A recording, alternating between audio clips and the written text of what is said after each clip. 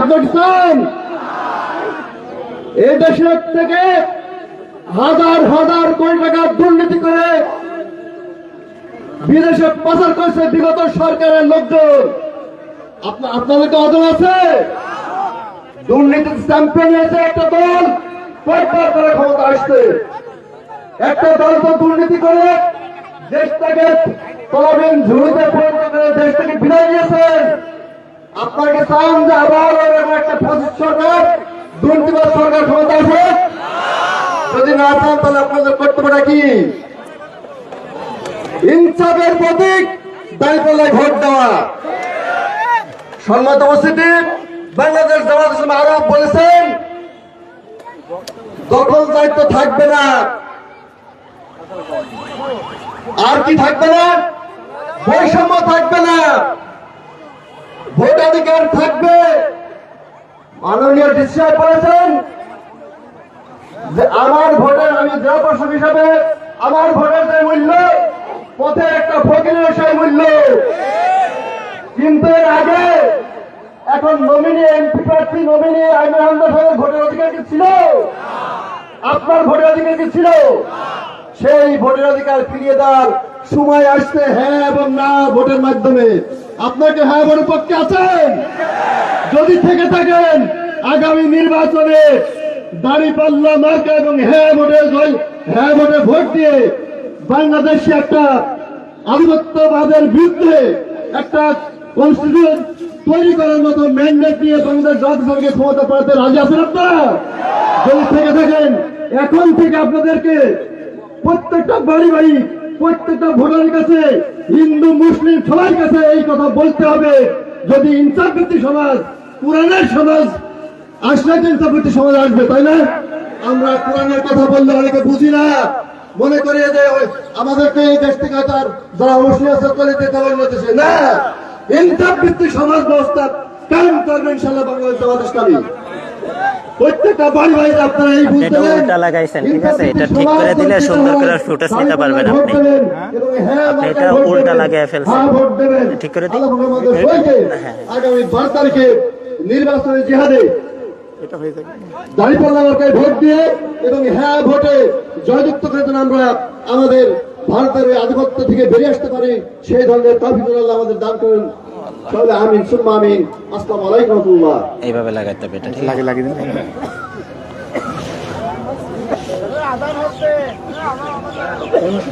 এটা লাগাবেন এইভাবে,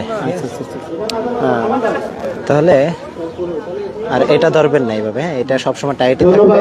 এটা ডিল করলে আপ ডাউন, আর এটা ডিল করলে সেটা সুন্দর, ঠিক আছে? আর নাহলে ওইটা উল্টো হয়ে যায়।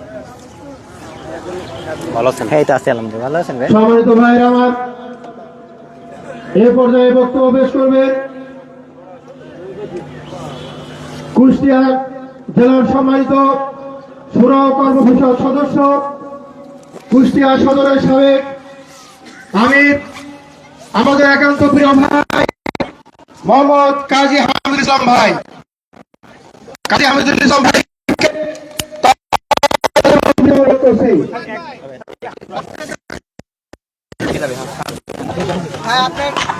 আসসালামু আলাইকুম ওয়া রাহমাতুল্লাহি ওয়া বারাকাতুহু। আউযু বিল্লাহি মিনাশ শাইতানির রাজিম। বিসমিল্লাহির রহমানির রহিম।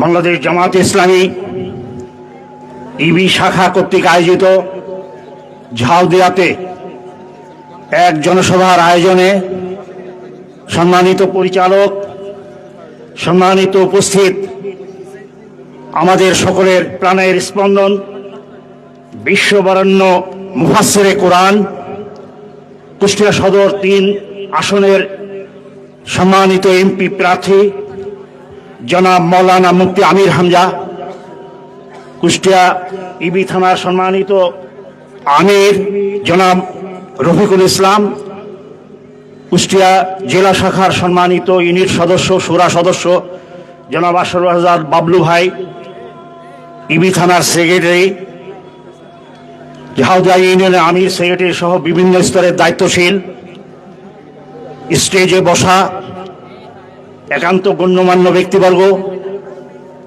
আমার বন্ধু সাংবাদিক এবং প্রশাসনের সম্মানিত সদস্যবৃন্দ, আমার সামনে উপস্থিত ইবি শাখার এক বিরাট জনগোষ্ঠী, আসসালামু আলাইকুম ওয়া রাহমাতুল্লাহি ওয়া বারাকাতুহু।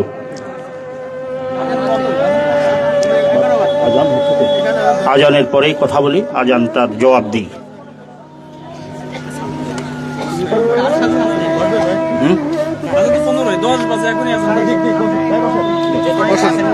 না, বলুন, বসুন।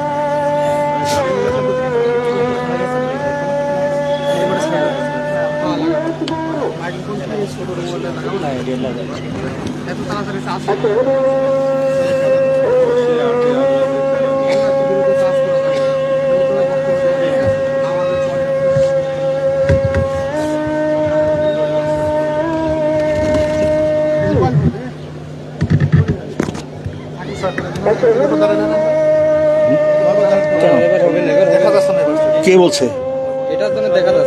না এখন ঠিক আছে? না, এটা দরকার নেই, এটা তো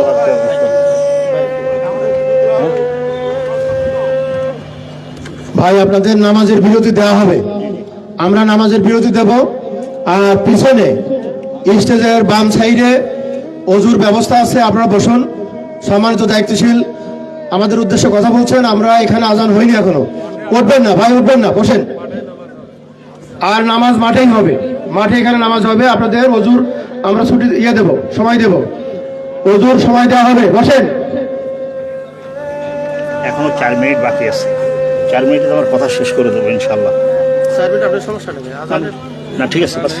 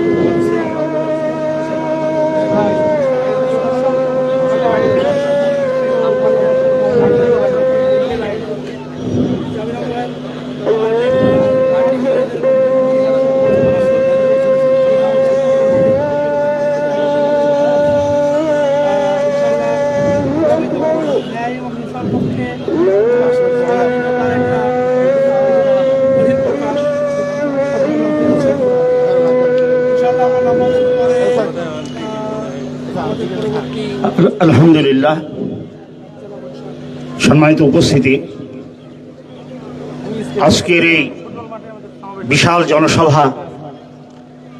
জনসভা আপনাদেরকে একটি জিনিস স্মরণ করাই দিতে চাই।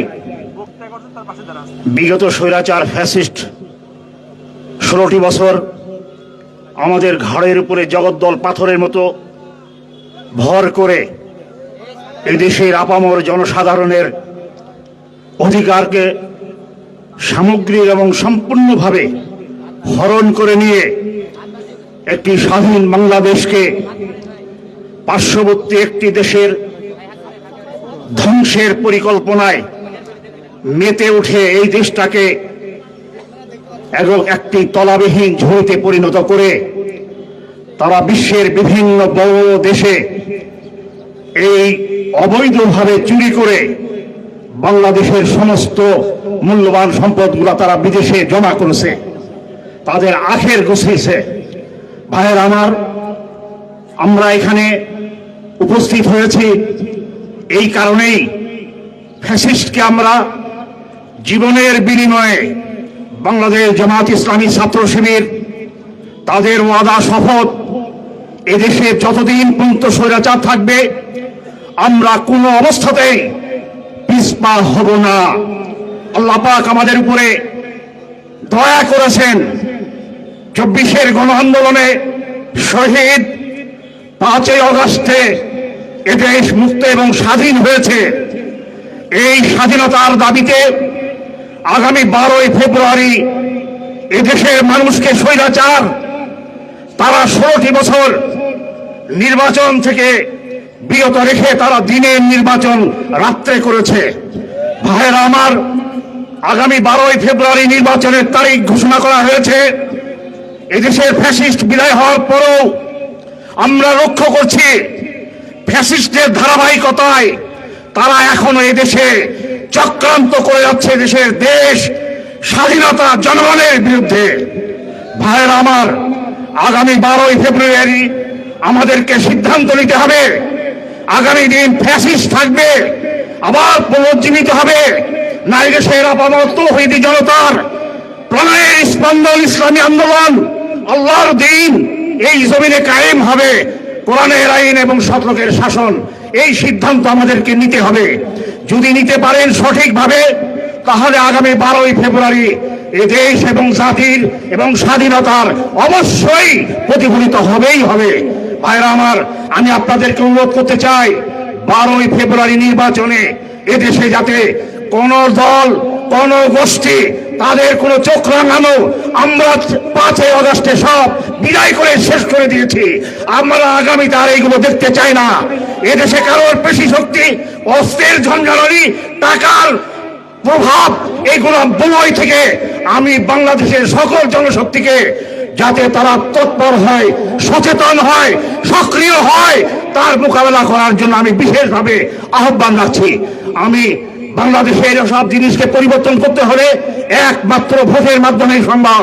সেই ভোট যাতে সুষ্ঠুভাবে হয়, আমি সকলকে উদাত্ত আহ্বান রেখে আমি আর যে 17-18টা দিন আছে, এই 17-18টা দিন আমরা 24 ঘন্টা আগামী নির্বাচন যাতে বাংলাদেশ জামাত ইসলামী দাঁড়িপাল্লা মার্কায় ভোট দিয়ে সংখ্যাগরিষ্ঠতা পার্লামেন্টে নেওয়ার পরে, সংখ্যাগরিষ্ঠ অর্জন করার পরে আমরা একটি সুন্দর ইসলামী সরকার যাতে গঠন করতে পারি, সেই লক্ষ্যে সকলকে আহ্বান রেখে আমি আমার কথা এখানে শেষ করছি।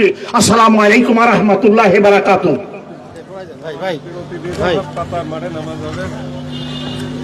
সম্মানিত ভাইয়েরা আমার, এ পর্যায়ে নামাজের বিরতি।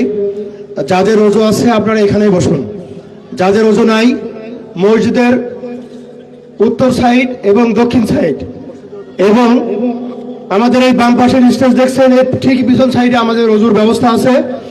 আপনারা ধীরে ধীরে ওযু করেন। আমাদের নামাজের পরেই নির্ধারিত প্রোগ্রাম শুরু হবে। অনুরোধ করবো নামাজের শেষেই আমরা দ্রুত বসে যাব। আমাদের সম্মানিত মেহমানবৃন্দ আছেন, যারা মেহমানবৃন্দ আছেন, আমরা সম্মানিত নমিনীর বক্তব্য শুনবো। এখন নামাজের বিরতি। মাঝে কাতার নিয়ে বসুন। স্টেজের স্বেচ্ছাসেবক যারা আছে এরা স্টেজ পাহারা দেবে, এরা পরবর্তী জামাত করবে।